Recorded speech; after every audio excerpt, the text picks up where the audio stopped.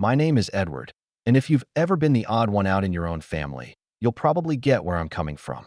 I grew up as the second son in a household where appearances mattered more than people.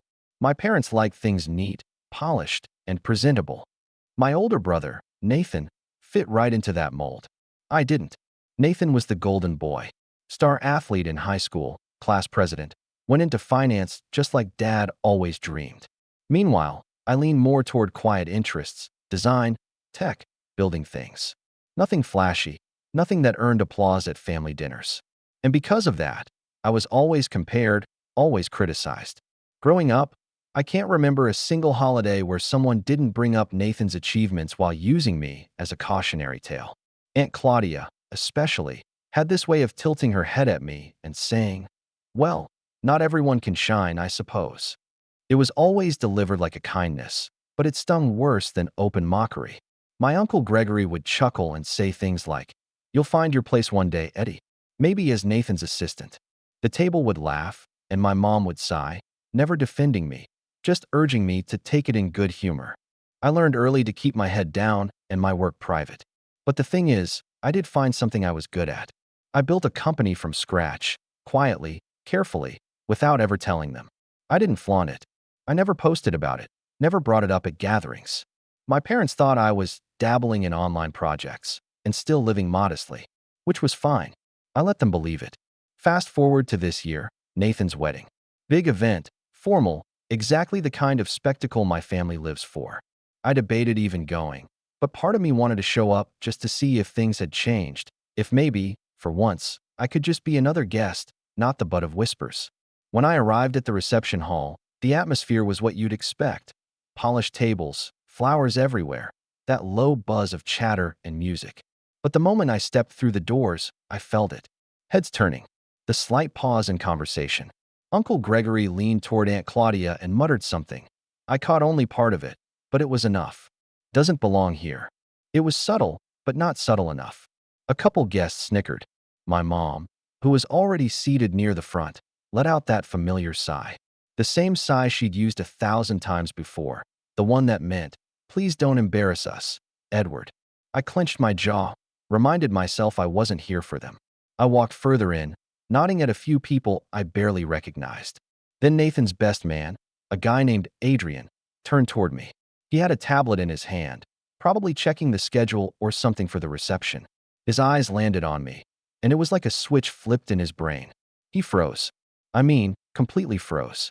His face drained of color, and he actually took a step back.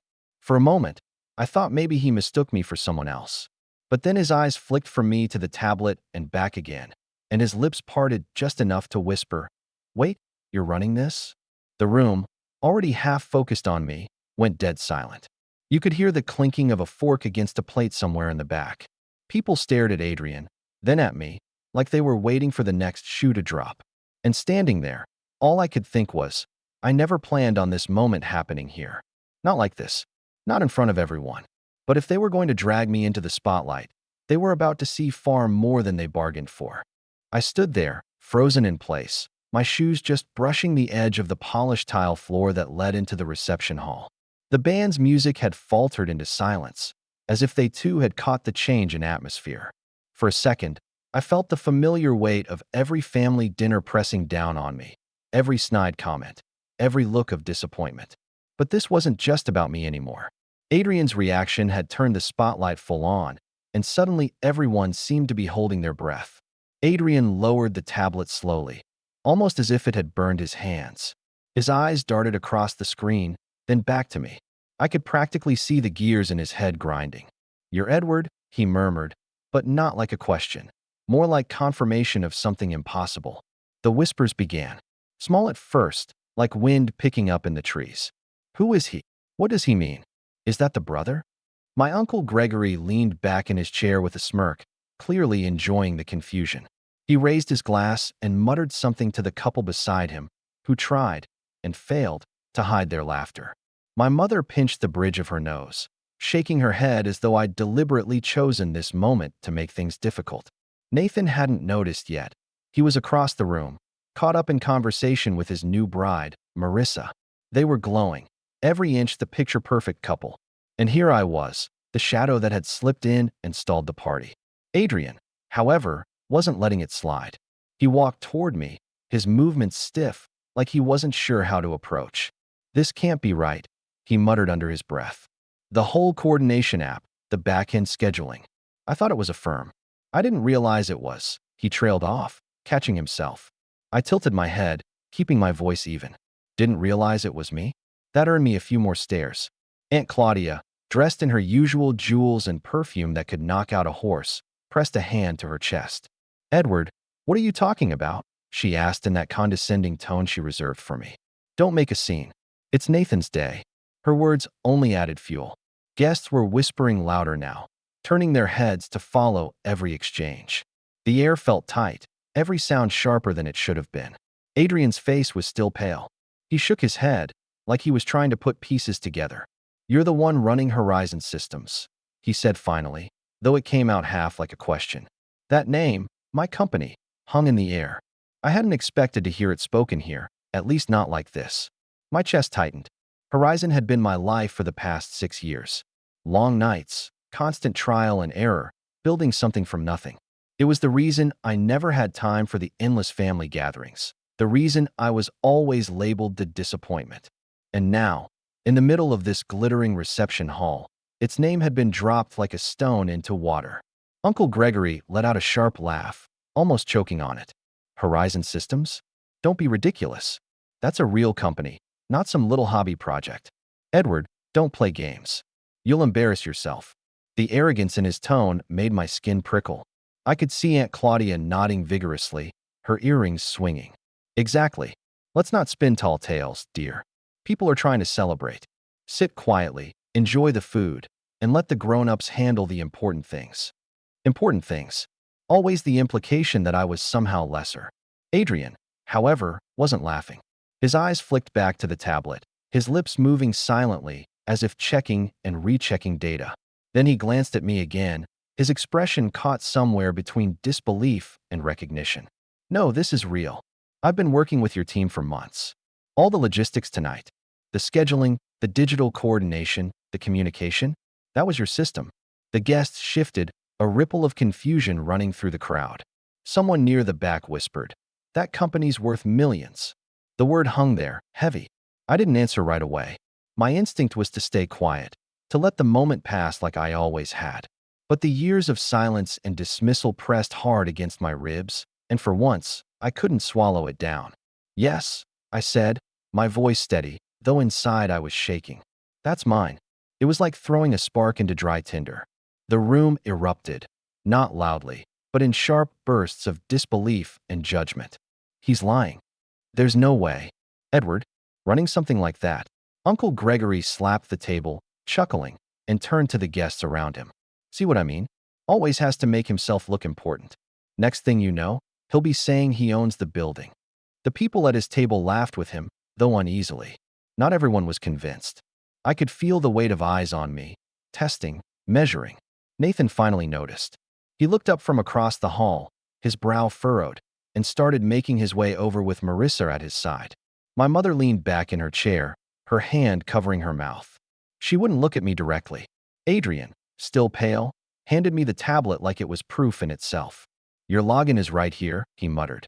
"Your name, your credentials. It's all you. You've been behind everything tonight, haven't you?" I didn't take the tablet. Instead, I looked around the room, at the aunts and uncles and distant cousins who had never missed an opportunity to remind me I was less. At my mother, sighing into her napkin, pretending none of this was happening. At Uncle Gregory, smug and sure this was another story to mock. For the first time, I let myself meet their stares without shrinking. And just as Nathan reached us, his hand on Marissa's arm, the hall fell back into silence again, waiting for whatever came next. Nathan reached us with that purposeful stride he always had, the kind that made people step aside without realizing it. Even now, in his tuxedo and freshly pressed smile, he carried himself like the world bent to him. Marissa clung lightly to his arm, her expression softer but curious. She was clearly confused by the sudden quiet in the room, the way every eye was bouncing between Adrian, the tablet, and me. "What's going on here?" Nathan asked, his voice calm but edged, like he was already annoyed. He looked first at Adrian, then at me, not even attempting a smile. Why has the music stopped? Adrian swallowed hard. His voice cracked when he spoke, and that in itself startled people who knew him as steady and composed. Nathan, I think you should know something. The systems we've been relying on tonight, the coordination, the timing, the guest management, all of it came from Horizon Systems. And he faltered, then forced the words out. It's your brother's company. Edwards. For a moment, it was as if Nathan hadn't heard him. He blinked once, twice, then gave a short laugh. No, that's not possible. He glanced at me, his eyes narrowing. Tell me you didn't put him up to this. Marissa tilted her head, frowning. Put him up to what? Nathan, what is he talking about? This is some mix-up, Nathan said quickly, with the kind of confidence he always wielded. Edward doesn't run a company. He tinkers with computers. He plays around online. Horizon is a major firm. Adrian, you must have been misinformed. Adrian shook his head with surprising firmness. No, I've been in direct contact with his team. The credentials match. The accounts are tied to him. Edward is the founder. The words hung there like heavy bells tolling through the hall. Nathan's face twitched, the smallest crack in his composure. It was gone almost instantly, replaced by that familiar arrogance. He let out another laugh, this one sharper. Really, Adrian? You've been duped. Edward wouldn't even know how to run a lemonade stand. He turned to the guests, who were watching with rapt attention. You all know my brother. Always a dreamer, always claiming to work on some project. Now he's managed to fool even my best man. It's impressive, I'll give him that. The guests chuckled nervously, unsure which side to land on. Uncle Gregory roared with laughter, slapping his knee. That's exactly what I said. He's spinning stories again. Oh, Edward, you almost had us there. My mother finally spoke then, her voice soft but carrying just enough to be heard. Edward, please, don't do this. Not today. This is Nathan's moment. It was like a script they'd all memorized. Nathan dismissing, Gregory mocking, my mother pleading for me not to cause waves. I felt heat rise in my chest, but I forced myself to stay still, to breathe. The old me would have folded right there, would have let them turn it into another dinner table joke. But the years I'd spent building, working quietly in the shadows, wouldn't let me this time. Marissa looked between us, her hand tightening on Nathan's arm. Wait, she said firmly, her eyes locking onto mine. Is it true? Do you run Horizon? I didn't flinch. Yes. She studied me, her lips parting slightly. There was no mockery in her gaze, only calculation. She turned to Nathan. Why didn't you tell me? I didn't tell you because it's not true, Nathan shot back instantly. His tone was sharper than before, a crack of panic beneath the coolness. He's making it up. Can't you see? But Marissa didn't look convinced. And neither did Adrian. The room shifted again, the guests buzzing in low voices. Some were skeptical, but others had that dawning look, the one that comes when puzzle pieces fall into place. Uncle Gregory stood then, puffing his chest. Enough of this nonsense. You're embarrassing your mother, Edward. You're embarrassing all of us. Sit down and stop lying. His voice boomed, and for a second, the crowd seemed ready to accept his authority, to let his dismissal end the matter. But Adrian wasn't backing down. He stepped forward, holding up the tablet. This isn't nonsense. I have the back-end data right here. The company is registered under Edward's name. The contracts, the agreements, everything points to him. I've seen the correspondence, the signatures. Gregory sneered. Oh, please. Do you know how easy it is to fake an email? To forge some documents? He turned to the crowd, his voice rising theatrically. We all know Edward. He's been trailing behind his brother his entire life. Do you really think he's capable of building something like Horizon? A multi-million-dollar company? Use your heads. The jab was deliberate, sharp, and it landed like he wanted it to. Several guests nodded, reassured by the familiar narrative. Edward, the disappointment. Nathan, the success. It was the story they'd been told for years, and stories are hard to unlearn. I felt something shift inside me then. Years of silence had made me cautious, but I realized that if I didn't speak now, they'd bury me again, just as they always had. I stepped forward, into the center of the room, and let the murmur fade. You all think you know me, I said slowly, deliberately. My voice wasn't loud, but the quiet around me made it carry. You've made me into a punchline at every gathering. You've whispered about how I'll never measure up. But while you were busy laughing, I was working. While you dismissed me, I was building. And now, the system you're all standing in, the event you're all attending, it's being run by me. The silence that followed was thicker than before. Even Uncle Gregory hesitated, his smirk faltering. My mother's face had gone pale, her napkin clenched tight in her hands. Nathan's jaw tightened. He turned to me, his smile thin, strained. You're trying to steal my moment, Edward. My wedding day. That's what this is about, isn't it? You couldn't stand to let me have the spotlight, even for one day. Marissa's eyes flicked to him at that, sharp and calculating. Or maybe he's telling the truth. Nathan. The room buzzed again, louder this time. Some guests were whispering with excitement, others shaking their heads. But the divide was clear. There was doubt now. Doubt in Nathan, in Gregory, in the whole story they'd spun about me for years. Adrian still held the tablet, glancing between us, as if waiting for me to take it and show the proof. My hands itched to do it, to end this farce once and for all. But something inside me told me to wait, to let the moment build, to let them all reveal exactly who they were when faced with the truth. Because this wasn't just about proving myself anymore. This was about exposing them, my uncle, my mother, even Nathan, for what they really were. And as the hall fell into an uneasy silence once more, I knew the turning point was just ahead. I left the little knot of people around Nathan like a slow tide pulling back, the conversations folding in on themselves and reforming into a dozen small storms. My legs felt like they were walking through molasses. I should have been ashamed, should have slunk away and let them keep their story. Instead, every slur, every sigh, every polite silence they'd ever given me tightened into something hot and focused in my chest. I wasn't going to let them gaslight reality into oblivion tonight. Adrian's hand found my elbow before I'd gone 3 steps. Edward, wait. He kept his voice low, like he didn't want the others to overhear, but there was a tremor to it that hadn't been there earlier. I'm sorry. I didn't mean to. He looked at me properly for the first time that night, as if really seeing me. His eyes were raw. If this is true, I can help. That was the pivot. For months I'd worked with a team of people who were careful, competent, and, most crucially, loyal to me because I'd treated them like human beings, not accessories to someone else's status.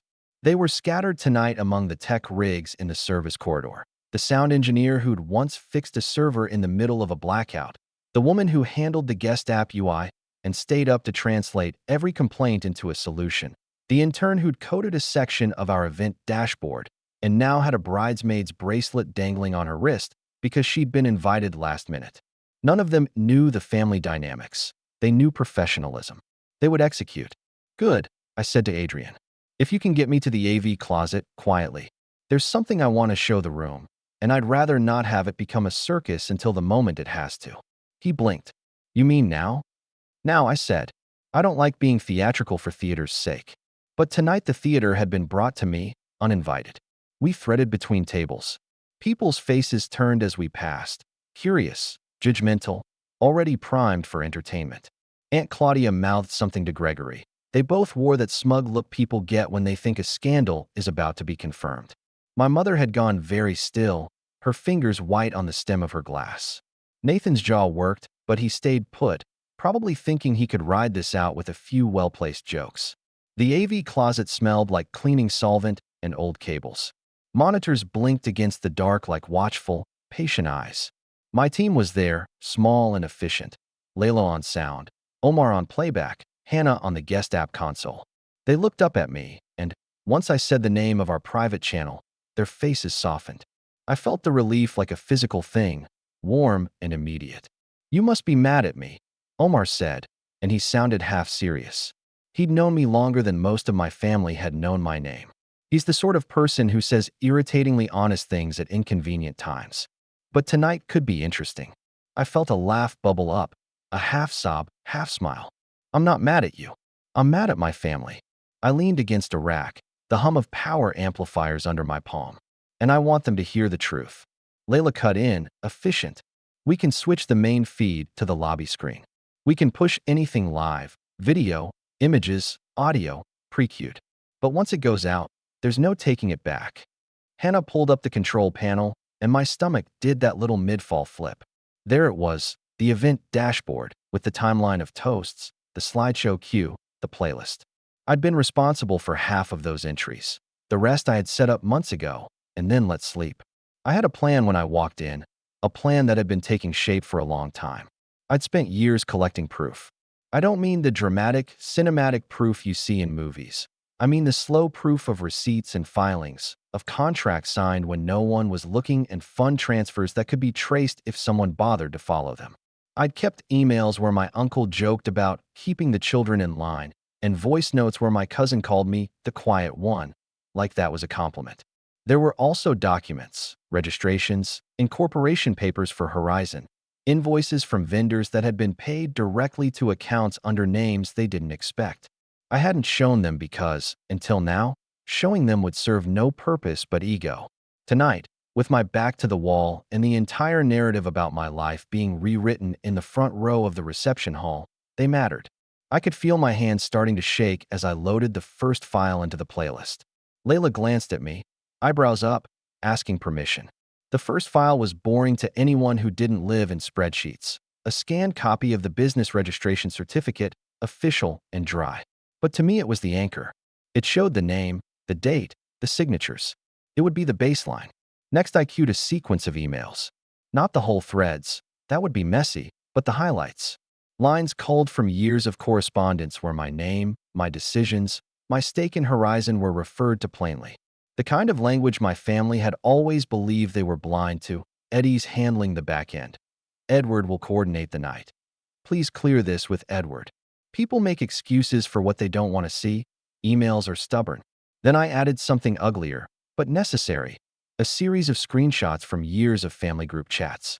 I kept them because they were the truth in laughter, where they made jokes about me not fitting in, where cousins asked if I'd be bringing that project again, where Aunt Claudia posted a gif with "bless your heart" after I'd spoken at some distant conference no one attended.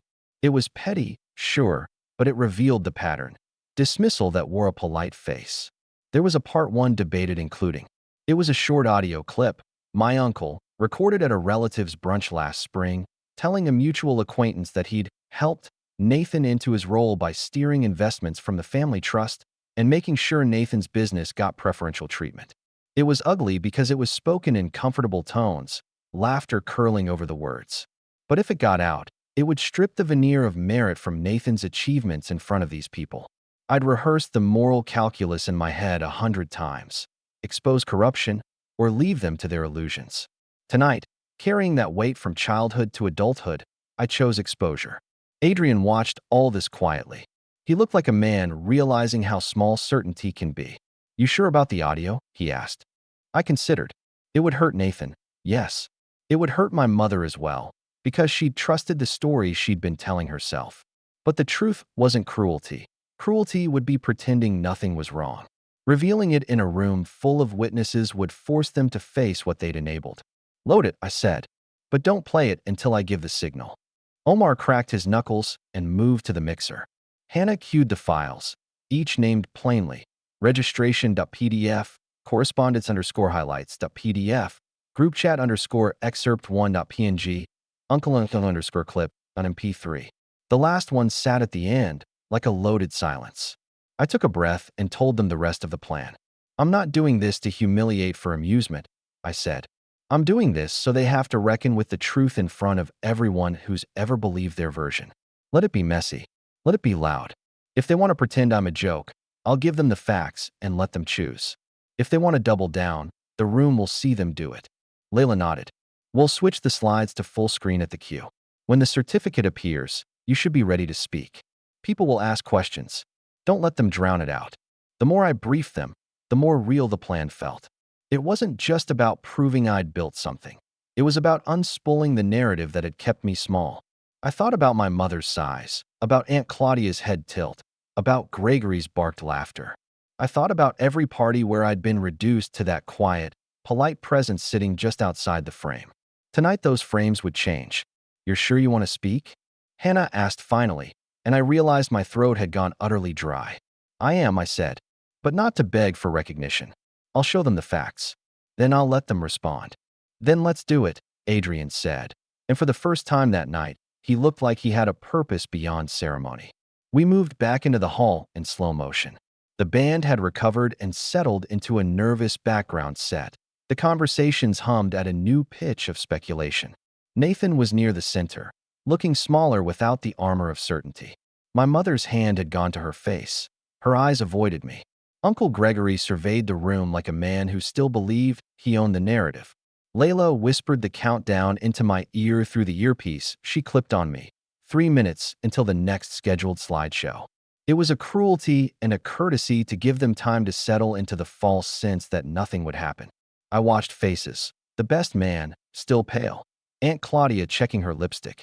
Cousins scrolling on their phones. People leaned forward for a good reveal. People live for the drama of someone falling from grace. I felt my pulse in my throat. My hands were steady now. I'd rehearsed lines, but I knew the truth would speak louder than anything I could decide to say. The presentation would roll, and then the room would have to make a choice. Accept the document or twist themselves into contortions to deny it. 30 seconds. The band dropped a soft note like a held breath. I forced myself to smile, a small, unnatural thing that felt like an armor in itself. 10 seconds. I could see Nathan watching me, trying to find purchase on whatever version of me he believed in. Gregory's laugh had faltered into a grim line. My mother's lips were parted by an expression I couldn't read. 3, 2. I put my hand on the remote control Adrian had pressed into my palm. The little device was light, unassuming. The sort of thing people use to flip between family photos at funerals or to push a slideshow someone else made. No one would suspect. I inhaled. The hall leaned in with me. I pressed the button. The screen in the hall flickered and shifted, and the first document appeared, the official registration of Horizon Systems. It was dry, legal, utterly unimpeachable. Edward, me, was clearly the founder. The room went quiet, the sort of silence that makes every whisper and shuffle sound amplified. Aunt Claudia's hand flew to her mouth. Her pearl earrings bounced. Edward, she started, her voice brittle, almost like glass cracking. Uncle Gregory's smirk froze.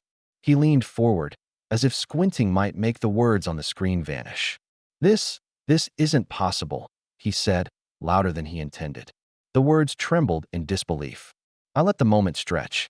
I didn't speak. I let Adrian cue the next files. Correspondence highlights, contracts, emails, all proof that I'd been in charge of the systems running the reception, the events, the entire coordination, long before anyone suspected. Each piece of evidence landed like a carefully placed stone, building weight. Nathan's face had gone pale. His jaw clenched. He opened his mouth, probably to make some smug remark, and then closed it again.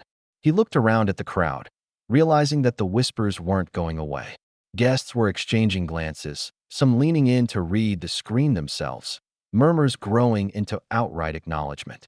Next came the screenshots of group chats, the casual jabs at me over the years, the jokes my cousins had made, the snide comments from my uncle and aunt. Laughter they thought harmless now looked cruel. The whispers became louder, pointed. People were connecting dots. The stories of me as the quiet one, who didn't matter, no longer stood unchallenged. The reality of my competence and success filled the room. And then the audio clip. Uncle Gregory's voice, relaxed, joking, boasting about guiding Nathan's career, poured through the speakers. The hall fell completely silent, as if gravity had increased by 20%. Even Nathan's bride didn't move. She just stared, a mixture of disbelief and cold understanding settling in her eyes. The reactions were instantaneous. Gregory's face turned a deep, mottled red. He stammered. That's taken out of context. No, it isn't, I said calmly, stepping forward. That's exactly what you said. And everyone here heard it. Aunt Claudia's hands were shaking, clutching her purse like it could shield her from the truth. Edward, you shouldn't have, she began, and then stopped. She had nothing left to say because the room had already seen the evidence. Nathan's jaw tightened, his posture rigid. This doesn't change anything. My accomplishments, my career, it's all mine. Edward, you're trying to overshadow me on my wedding day. This is petty. No, I said slowly, making sure my words carried. This isn't petty. This is reality. You've benefited from the very systems and advantages you pretend you earned alone. You've built your image on my work, on the truth you refuse to acknowledge. And today, the room sees it. The people in this hall, many of whom trusted you to be the man of the day, now know the real story. The guests were murmuring, some nodding, some still in shock. Marissa stepped closer to Nathan, her hand on his arm, but her expression had changed. Respect, maybe even fear, for the first time. She had the sort of clarity that comes when you realize someone has been dishonest about their entire narrative. Gregory stammered again, trying to regain control. "Edward, you've embarrassed yourself and your family." You mean you?" I interrupted. "You've embarrassed yourself, your wife, your children, every relative who thought they could belittle me into being invisible. The difference is, I built something you couldn't touch, no matter how much you laughed or how many side comments you whispered at parties." My mother finally spoke, her voice shaking. "Edward, this isn't the time. You're making a scene in front of everyone." I shook my head. "No, Mother. This isn't a scene. This is the truth. Something you've spent decades avoiding." Nathan's face turned red, fury mixed with panic. He looked like he wanted to argue, to reclaim some control, but every glance at the guests told him they were no longer blindly loyal. A few of his friends, the ones who had shown subtle doubt at the whispers I'd overheard when arriving, were staring in awe at the screens, whispering to one another. I let the moment breathe, letting the weight of what they'd done to me over the years sink in fully. They weren't villains in an abstract sense. They were active participants in undermining and mocking me, and now, for the first time, the world outside their private judgments was watching. Adrian whispered to me, quietly but firmly. "The final slide, the one with the financials and contracts. Ready?" I nodded. The files loaded, showing revenue figures, vendor agreements, and client confirmations, all under my name, all executed while my family mocked my supposed lack of ambition. It was irrefutable. Every dollar, every contract, every partnership, mine. The room went still again. The gravity of it all pressed on the air. Nathan's mouth opened and closed several times before he finally said, barely above a whisper, This can't be happening." Gregory's face contorted with rage. "This isn't fair. You can't." "I don't need it to be fair," I interrupted. "I just need it to be real. And this," I gestured to the screen, to the assembled witnesses, "is real." Aunt Claudia's eyes darted around. "Edward, please, everyone, calm down." Her voice had lost its commanding tone, replaced by desperation. I scanned the room. People who had once whispered, who had once dismissed me, now looked shocked, some embarrassed, some impressed. The tables had shifted without a single forced word. They could no longer shape the narrative. They had lost control. And in that moment, the story of my family's favoritism, manipulation, and petty cruelty, my mother's avoidance, my uncle's entitlement, Nathan's self-serving arrogance, was laid bare. I didn't soften. I didn't apologize. I didn't forgive. I simply stepped back and let them stew in the consequences of their behavior. They were villains in every sense of the word, and the room knew it now. Marissa looked at Nathan, and for the first time that day, she didn't seem entirely impressed. The crowd was whispering, some nodding at me with new respect. Adrian's jaw was still tight, but he gave me a small, almost imperceptible nod. My mother slumped into her chair, sighing again, but this time it was a sound of defeat rather than exasperation. Gregory's face was pale, his bravado gone.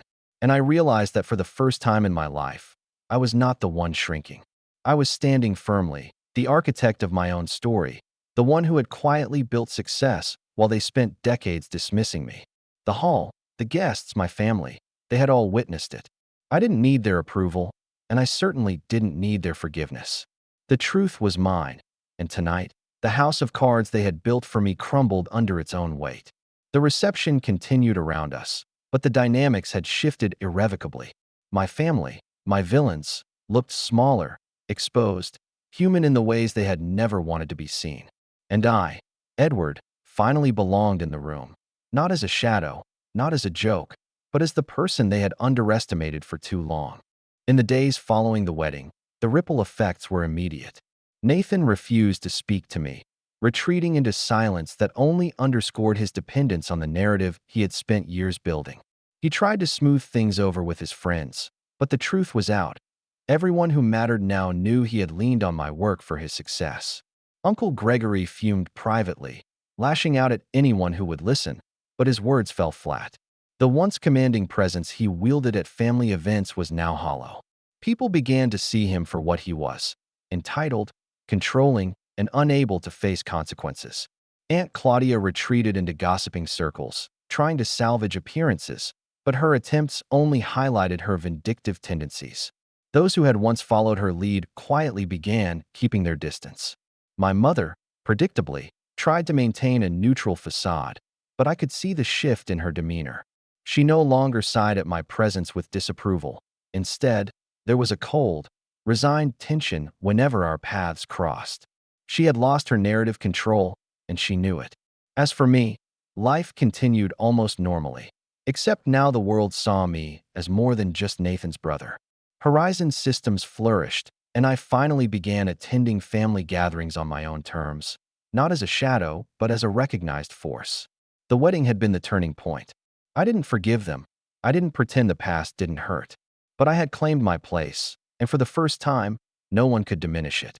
The villains of my family remained exactly that, entitled, dismissive, and bitter. And I was finally free of their judgment, standing firmly in my own success, unshaken and unbowed. Thanks for watching. Share your thoughts in the comments.